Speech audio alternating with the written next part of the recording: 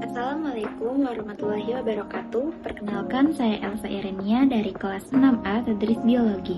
Pada kali ini saya akan menjelaskan materi sarana dan prasarana dalam administrasi pendidikan. Pada slide pertama, kita masuk ke pendahuluan. Nah, sarana dan prasarana merupakan salah satu komponen yang sangat penting dalam dunia pendidikan. Keduanya itu memiliki peran yang sangat besar dalam menunjang kelancaran proses dalam belajar mengajar.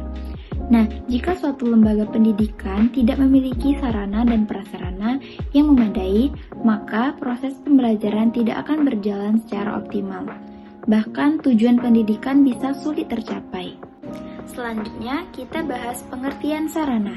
Jadi, sarana adalah segala sesuatu yang digunakan secara langsung dalam proses pembelajaran. Artinya, sarana ini benar-benar dipakai oleh guru maupun siswa saat kegiatan belajar langsung. Contohnya itu seperti buku pelajaran, alat tulis, media pembelajaran seperti proyektor, serta alat peraga. Nah, dengan adanya sarana, siswa itu lebih dapat mudah memahami materi yang disampaikan oleh guru. Kemudian pengertian prasarana. Nah, prasarana adalah segala sesuatu yang tidak digunakan secara langsung dalam pembelajaran, tetapi sangat mendukung dalam proses pendidikan. Contohnya itu seperti gedung sekolah, ruang kelas, perpustakaan, dan laboratorium. Nah, prasarana ini bersifat lebih permanen dan digunakan dalam jangka waktu yang lama. Dari penjelasan tersebut, kita dapat melihat perbedaan antara sarana dan prasarana. Nah, sarana itu digunakan dalam pembelajaran, sedangkan prasarana hanya sebagai penunjang. Namun keduanya itu tetap saling berkaitan satu sama lain dalam menciptakan proses pembelajaran yang lebih efektif. Selanjutnya kita bahas fungsi sarana dan prasarana. Nah, kalau fungsi utamanya adalah untuk menunjang proses belajar mengajar agar berjalan dengan baik, selain itu sarana dan prasarana juga berfungsi untuk meningkatkan kualitas pendidikan, menciptakan lingkungan belajar yang aman, nyaman, serta membantu efektivitas dan efisien dalam pembelajaran. Dengan fasilitas yang lengkap, siswa itu akan lebih termotivasi untuk belajar. Berikutnya adalah jenis-jenis sarana. Nah, sarana dapat berupa alat pelajaran, media pembelajaran, sumber belajar, dan juga alat praktikum. Nah, semua ini digunakan secara langsung oleh siswa dalam proses belajar. Sedangkan jenis prasarana meliputi gedung sekolah, ruang kelas, perpustakaan, laboratorium, hingga lapangan olahraga itu termasuk prasarana. Nah, prasarana ini berfungsi sebagai lingkungan atau tempat berlangsungnya kegiatan pendidikan. Selanjutnya kita masuk ke pengelolaan sarana dan prasarana. Nah, pengelolaan ini sangat penting agar semua fasilitas dapat digunakan secara maksimal.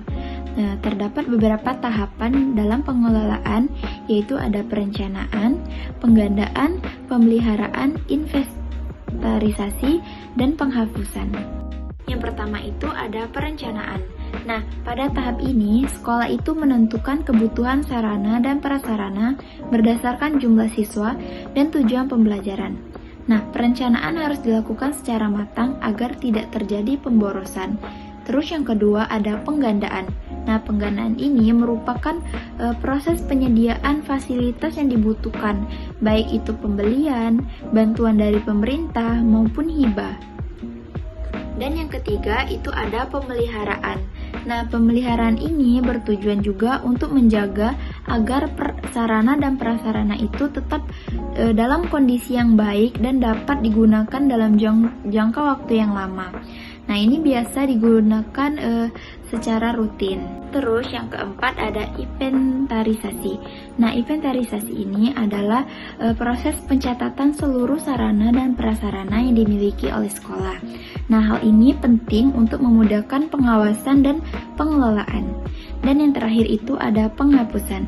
Nah, penghapusan ini dilakukan secara terhadap sarana dan prasarana yang sudah rusak ataupun tidak layak pakai, sehingga tidak memenuhi atau membebani penyimpanan dan pengelolaan. Nah, sebagai penutup dapat disimpulkan bahwa sarana dan prasarana itu memiliki peran yang sangat penting dalam dunia pendidikan.